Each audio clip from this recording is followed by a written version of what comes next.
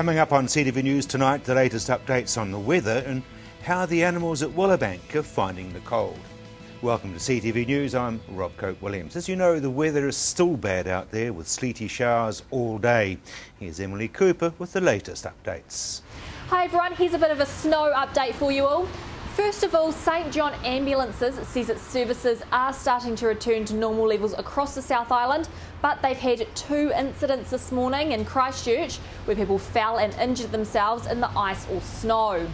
They're continuing to encourage the public to keep the 111 service for emergencies only, and for non-emergencies, people should contact their GP first.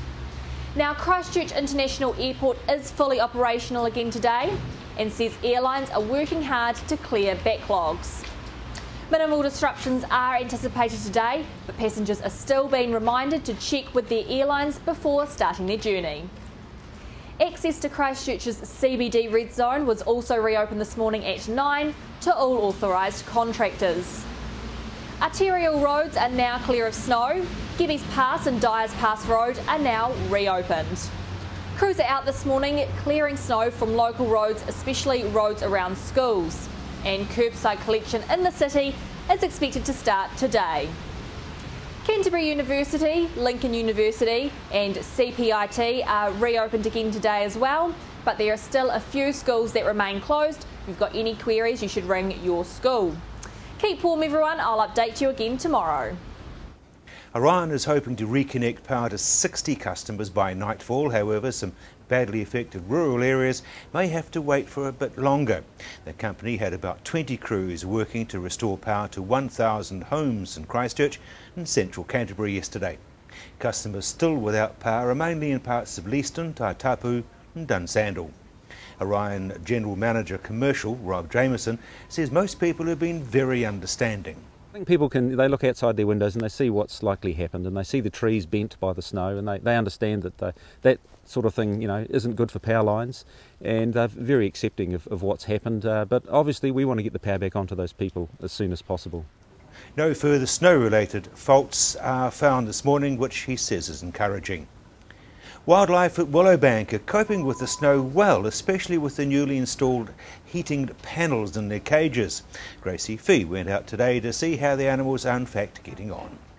The snow has proved a new experience for the animals of Willowbank Wildlife Reserve, especially the primates who explored but found they preferred their heated rooms. All the primates have got, or the animals that need warmth have got heated bedrooms or heat pads to sit on and things, so they do pretty well, probably better than some people in Christchurch, I think. The capuchin monkeys proving a bit more wimpy than the rest. Or the capuchins have been out and sort of touched the snow and I saw that go back inside again. The primates may have heated rooms, but as for the workers, they've found it difficult to keep dry, having to clear snow off the aviary roofs to prevent them collapsing. It's quite funny to watch if you're not doing it, because it involves getting in the aviary with a broom or a stick and hitting the roof, and the snow all just comes down on top of you. And it's not just the other workers who found it entertaining. The kias probably did, yeah, they're smart enough probably to keep out of the way and watch and have a bit of a laugh to themselves. The enclosure has more than 120 species, ranging from ducks to different types of sheep and cattle, all of which have enjoyed their sheltered houses the past few days.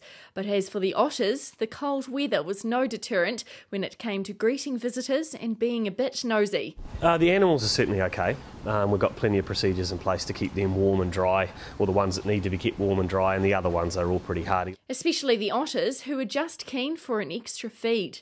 Luckily, there were not more hungry mouths to feed, with the lambs yet to make their grand entrance to the zoo family. No lambs yet, which is good. Mind you, the ones here get it pretty easy compared with a lot. If they were lambed here, we've got sheds that they can get into and things pretty easily. Surely the other animals will have a lot to fill the new members in on when they arrive. Coming up after the break, more on the Central City Draft Plan.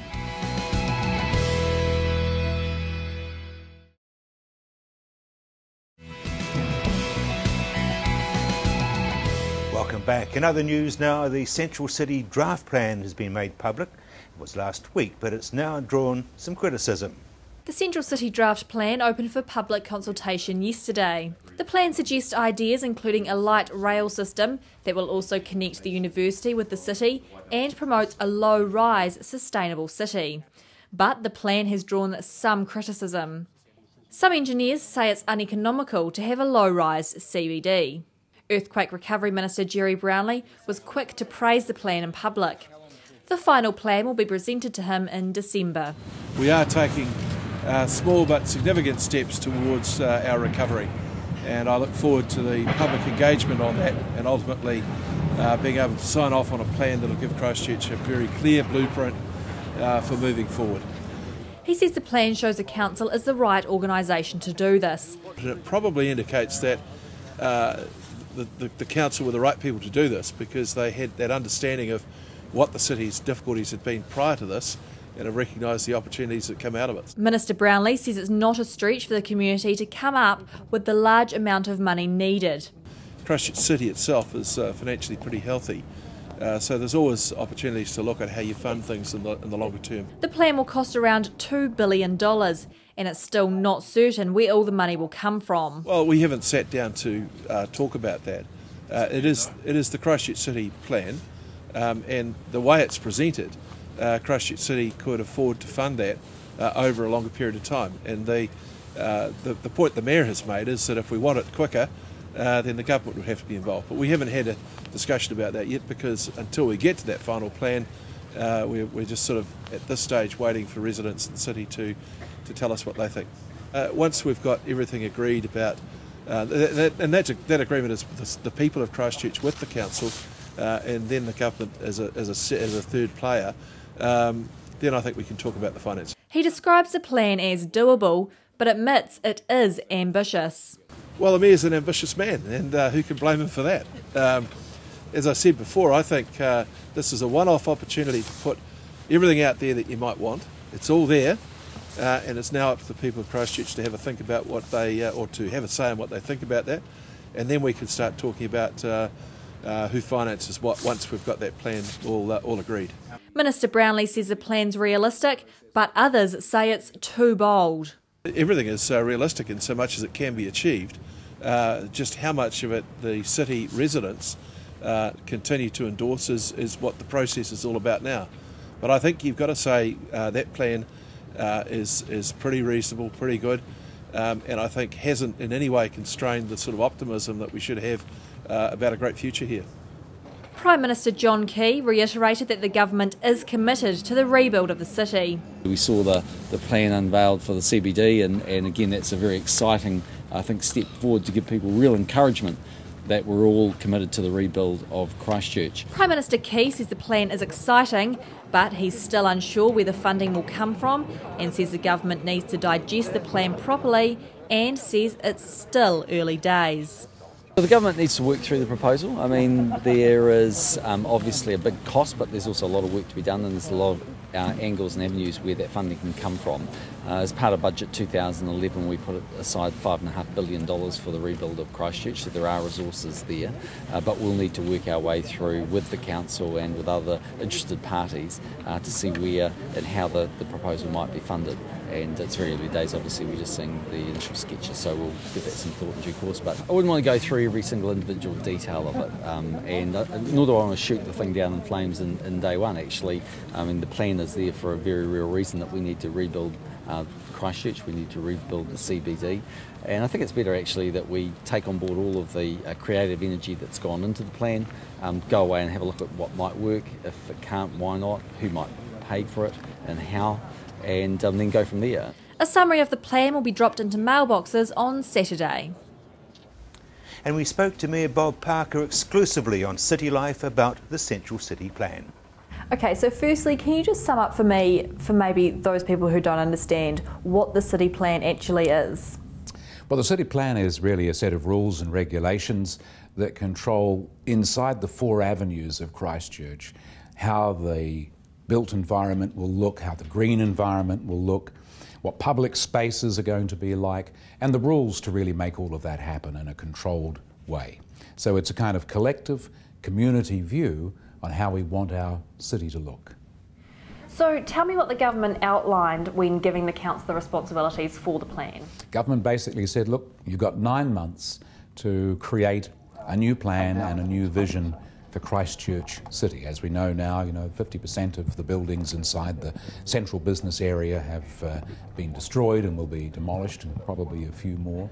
And the nature of the way we perceive our city has completely changed, and we're into a mode where we have to recover and we have to have a future, and we need to know what we should do. And the government gave the Christchurch City Council the job of being the lead agency in developing that plan with our community. They gave us 9 months to do it. So fundamentally what we've got to do is to give Minister Brownlee the finished plan at Christmas time for a bit of holiday reading. Tell me, what will happen in the 9 months before you present the final plan to the Minister?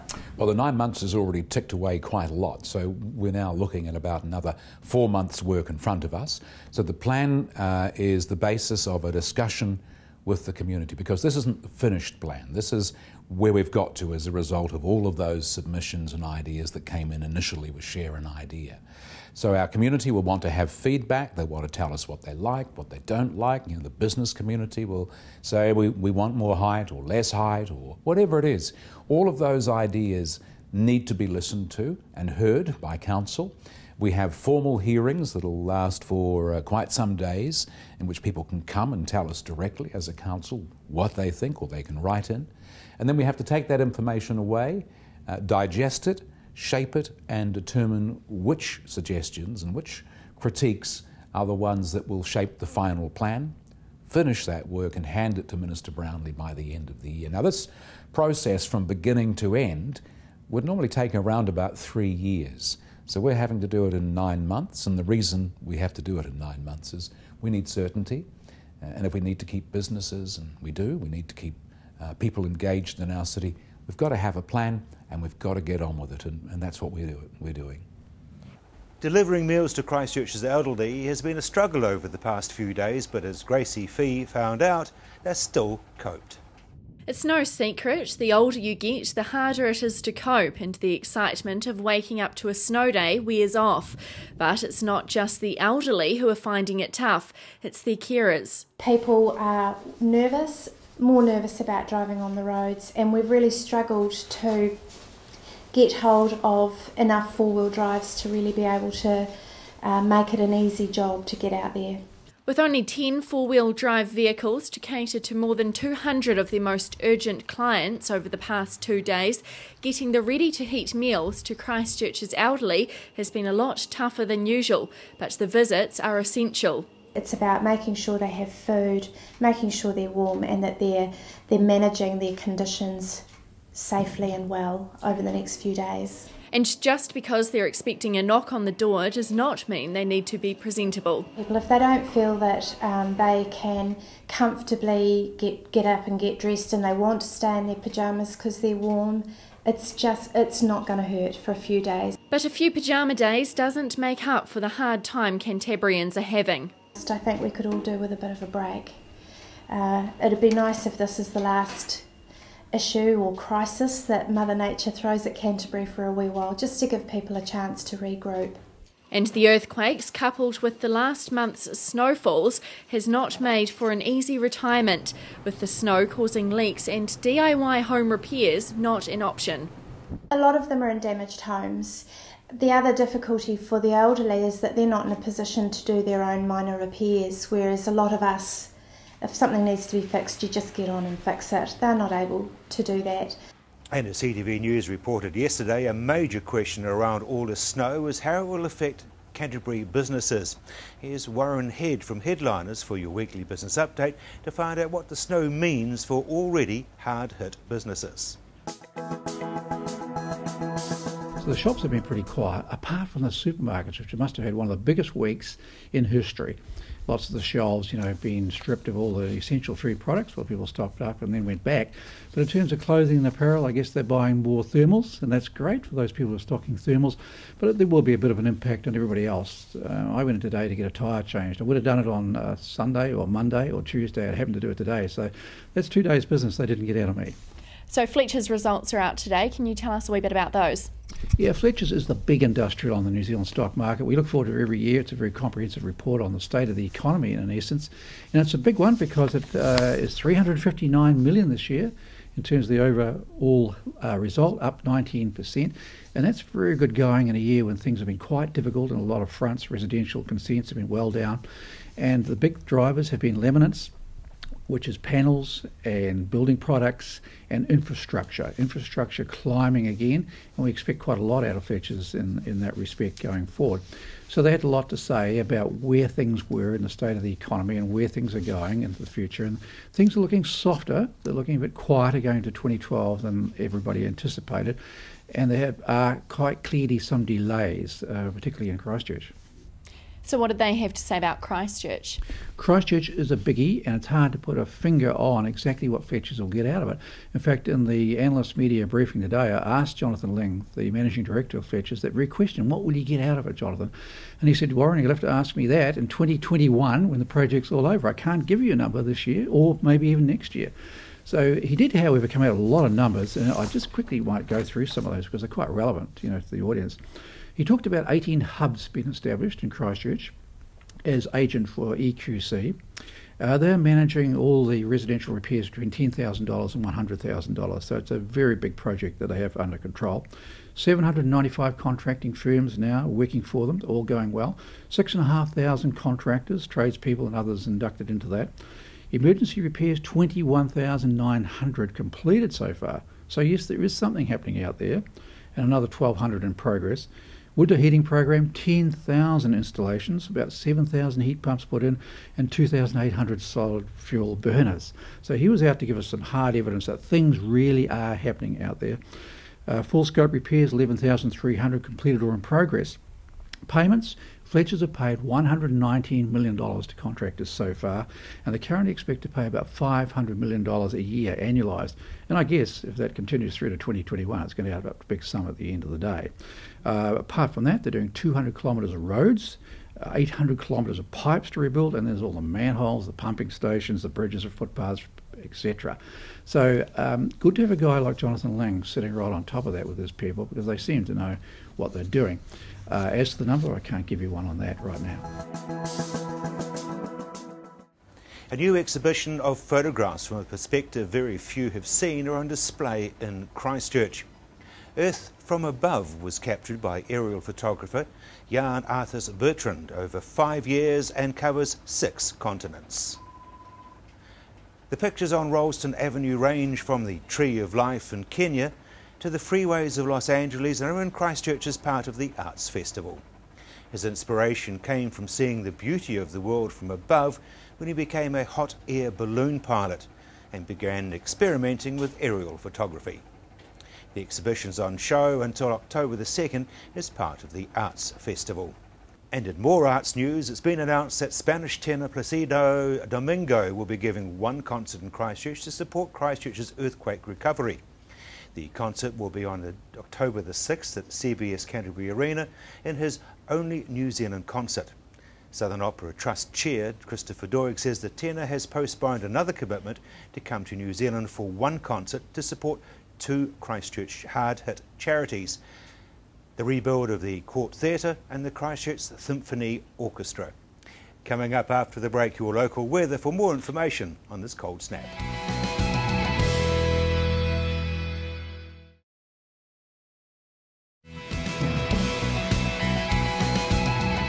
Welcome back. The EQC has completed all its rapid repairs, which have brought relief to many over the cold snap this week. As of yesterday, the Earthquake Commission has paid out $1.343 billion to claimants in Canterbury. We've received 385,000 claims to date. And if you break those down into the individual exposures of building, contents and land, that's 570,000 claims. Emergency repairs are now complete, which is welcome news after this week's cold snap. We've managed the repair of the emergency repair of 22,000 homes. That's to keep them watertight, warm and secure. We've paid for another 30,000 repairs through our emergency repair process.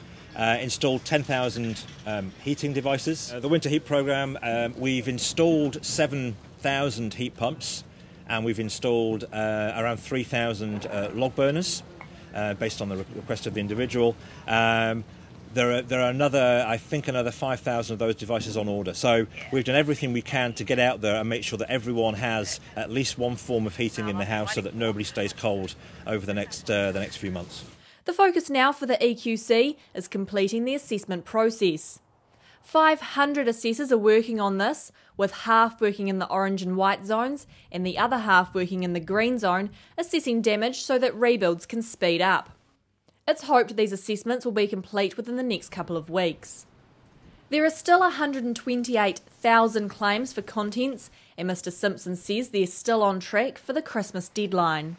And he says requests for emergency repairs are still coming in. Receiving around 1,500 requests for emergency repairs every week, which, given we're so far beyond the date of even the June earthquake, that seems to be, it should be drawing to a close now. So we're working with Fletcher's on the programme for the next 3 or 4 years, which will be the major rebuild. They started, but the focus so far has been on the emergency repairs. We shouldn't forget the task we've now got is twice as big as the task we ran the tender process for. So when we ran the tender process back in September for an organisation to run the project management office, that was to repair around 50,000 houses. Based on the 3 large events we've now got, we're now looking at a repair process for 100,000 houses, and we're working through revising the plans to make sure we can get the labour in place to complete that in a reasonable time frame. And as for workers for the rebuild, the EQC says they'll be trying to get as many as possible from Canterbury first, then the South Island and the rest of the country, and then internationally. We have made initial approaches in places like Ireland, where we know there's similar, English-speaking, large unemployment rate of skilled workers, so we can bring those people in when we need them. In total, we'll need a labour force of something like 8,000 people in terms of skilled workforce. And that's CTV News. I'm Rob Cope-Williams.